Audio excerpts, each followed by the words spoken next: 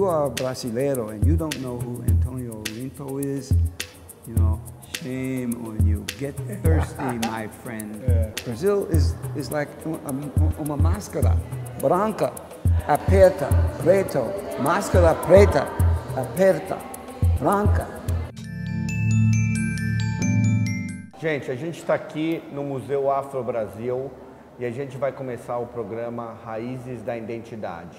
Meu nome é Duda Penteado e eu tenho o privilégio hoje de entrevistar um grande amigo meu, que é o curador da minha mostra, e a gente está aqui nesse momento dentro dela. Ele é o Renaissance Man, diretamente de Nova York.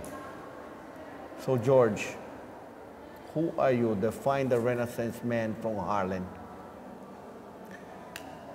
You know, my first contact with Brazil was in an essay, in ensayo, when I was 12 years old. The teacher told us, write something about a country other than the United States. So we went to the library. I don't know why, but I found this book about Brazil. So I wrote this little essay about the production of Brazil, the people, the topography, a little bit of the history.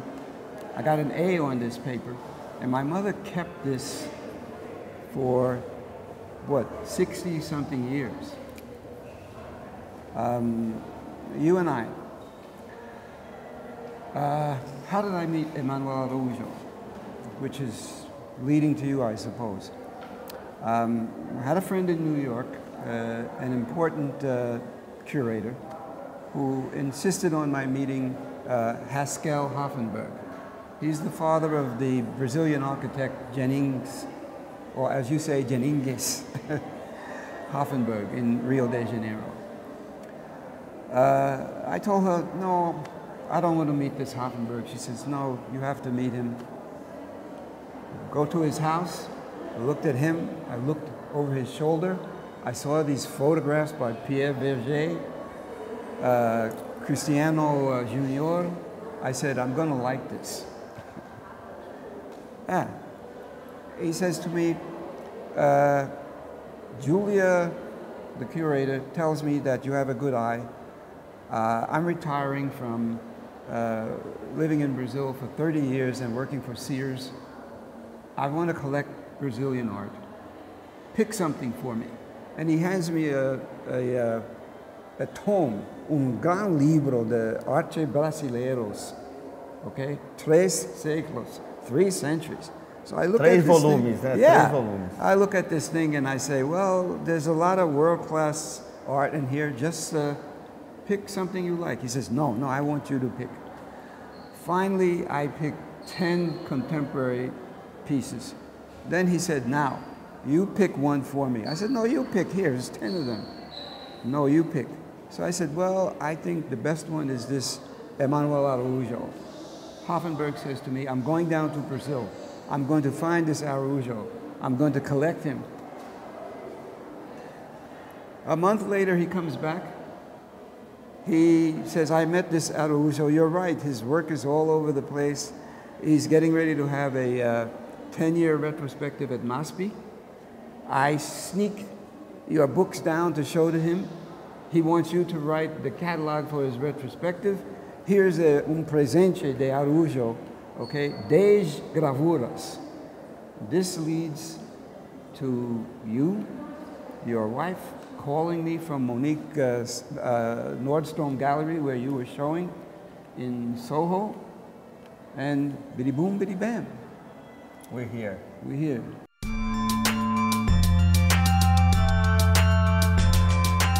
A lot of people don't know the facets.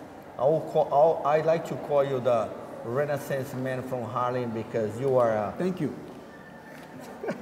you are a Beat Generation poet. Yeah. You also as well a scholar who studied at Columbia University, did your doctoral work around Africa, and then you came back and later on connected dots between Africa, United States, and Brazil. Okay. But wait. But not only that, you also a writer, a prolific writer, as an art historian, and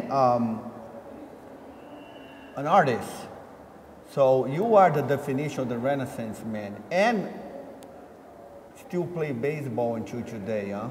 So tell us a little bit about this connection.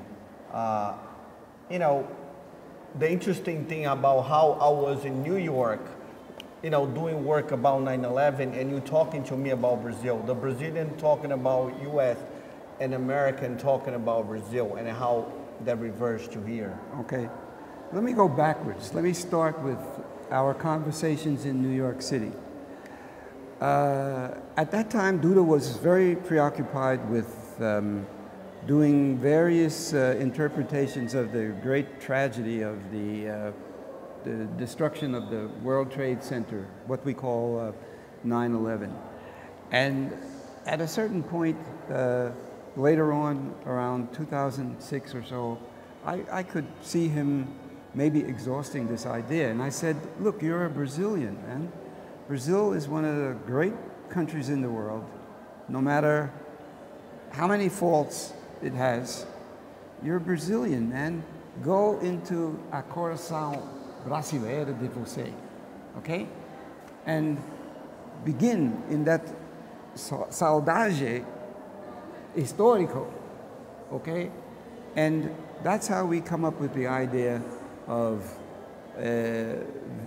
raízes, okay? Fragmentos. And the fragmentos is because we know we can never, as human beings, get the whole thing. But we are always on a journey. That's why we stay thirsty. Ficamos com sede, sempre com sede. Now, Brazil, why me and Brazil? Araújo and I stood on a wall in Salvador, Bahia, 1988. Okay, in the 80s. Yeah. And I looked out over the Bahia de Todos os Santos. And I said, you understand that the reason why you speak Portuguese and why I speak English is only an accident. It's just an accident. If the naval, the ship? Navio de escravos, the caravel. If the tide was slower or quicker, one day earlier, or if the people bringing the captives down to the coast had been late, your ancestors would have gone to Cuba and then to the United States, and mine would have come to Brazil. Okay? I said, so it's an accident that you're speaking Portuguese, all right? In this world, our mother spoke Dutch, Portuguese, English, Danish, Spanish, but the mother spoke what? Adakim, Ovimbundu, Chokwe, Linguela, okay? Akan, all right? The father spoke these European languages, but the mother spoke African. So, what you have to understand is the Atlantic Ocean is not aqua. No. Não é aqua. Es corpo acuático. Acuático, can I say that? Yeah, es un continente, es un continente acuático, all right? And then touching Brazil, el pecho de Brazil, o cuerpo, o torso de África, okay? The neck, the chin of the United States. So it's not the Atlantic Ocean, it's o mar Afro-Atlántico. Wow, yes. So George, now that we hear, you know, after all, we've been working in this back and forth, New York, São Paulo, visiting the Afro-Brazilian Museum, and getting also together with Manuel Araújo in New York, and talking about those connections. And now that you're here, I want to ask you, that we set up this exhibition, which one is your favorite piece that speaks to you? But before you answer, give me a moment. We're gonna call comerciais agora.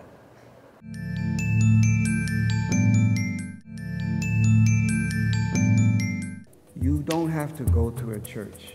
You just need to have a cosmic sense of religion to know that every single move you make is either for the good of this planet or against it. Estamos de volta no segundo bloco do nosso programa com o professor George Nelson Preston, the Renaissance Man, poeta, escritor, artista plástico, performer e ainda joga beisebol até hoje. George, we're back. Scholar? We're back. Scholar. Okay, let's pick up where we left off. Going back to the issue, or we've been talking about creating this artwork. You as a curator, I as an artist. So now we're here. So tell us about one or two pieces that you think it touch you back. Special. Sertão Iluminado. Iluminado da noite? Yeah. This is a beautiful painting, and the economy of form, the economy of the narrative, and I'll explain why. You know, how to depict the deprivation, the dryness, the hopelessness of the sertão. I've seen a lot of paintings where they show several people looking emaciated, flaco, despondent, sad, you know. No. Penteado, 1 foot, explaining the trek, the voyage, the search to find the dry leaves on the tree and squeeze some water out of it. And that tree, desnudo? Pelado, desnudo. Yeah, you see. And so there's the narrative explaining the desolation of the sertão, but at the same time, the wonder and the beauty of whatever we have here. Okay? So now, another one I would say is the negrero, the navio negrero, the caravel, the slave ship. And again, it's this economy of form, because we've seen many pictures of, you know, especially the gravuras that Hugendes and Debray did here in the 1830s, when they very graphically showed the despondency of slavery, and we could see like sardenas, the slaves packed into these boats. But you use the same technique in the negrero here, in which we basically see the mast and the sail, the vela? A vela. A vela of the ship set against the darkness of the night, you know. And then if you look very carefully, you see in very small section of the painting this compartment of this cargo of human gold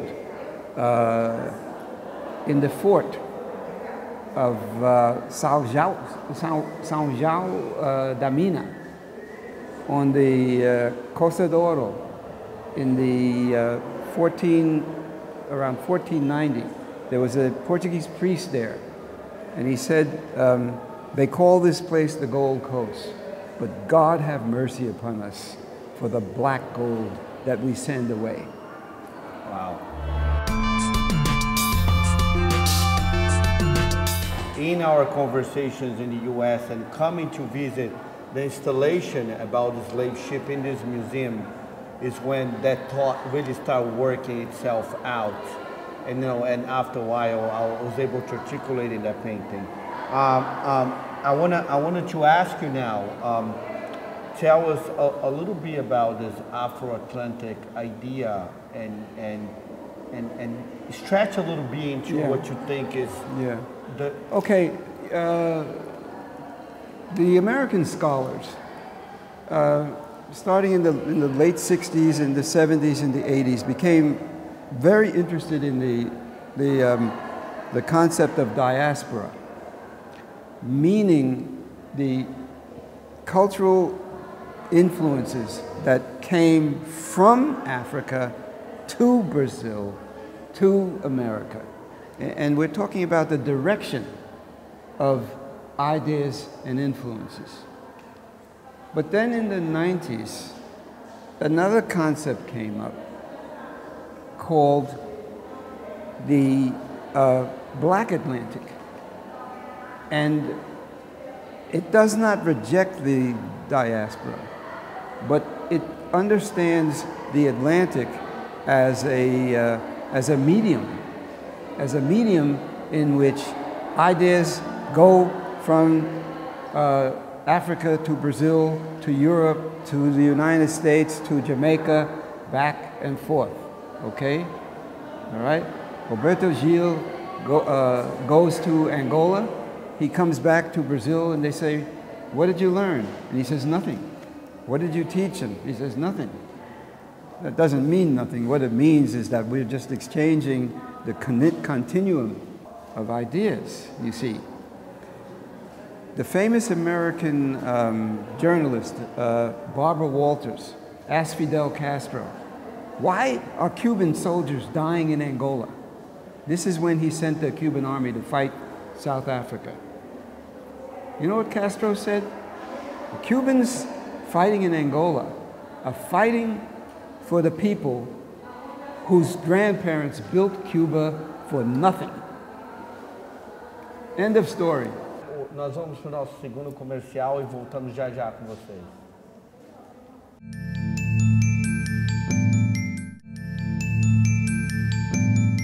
Bom, gente, estamos de volta aqui com a terceira parte da nossa entrevista com o professor Dr. Nelson Preston.